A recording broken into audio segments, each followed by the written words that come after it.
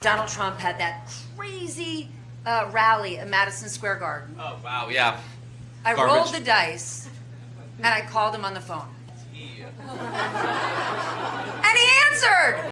I said, Mr. President, this is Stephanie Ruhle. You made a lot of comments last night, blah, blah, blah, blah. And it was not an on-the-record conversation. Long story, so I'm not going to get into what he said, but I called for one reason. I said, you just said a whole bunch of public things. I'd like to sit down for an interview with you.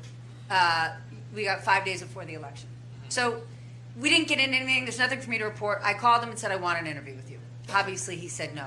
But my point is, I was able to get to him by dialing his phone. Right. Now, that might be completely and you're like, I can't believe people know this guy's phone number. Yeah. But the reverse of that, if I were to want to connect with VP Harris or President Biden, there's 50 people between me and that. I could write a note that maybe could get to somebody, then through Pony Express and a pigeon, something might end up in a mailbox near them. Yeah. And I called DJT to say, yo, can I have an interview? And he told me to go myself, but I still was able to connect with him. That's America. That's cool. Right there. Stephanie Ruhle, not a friend, I would say, of Stephanie Ruhle, Donald Trump.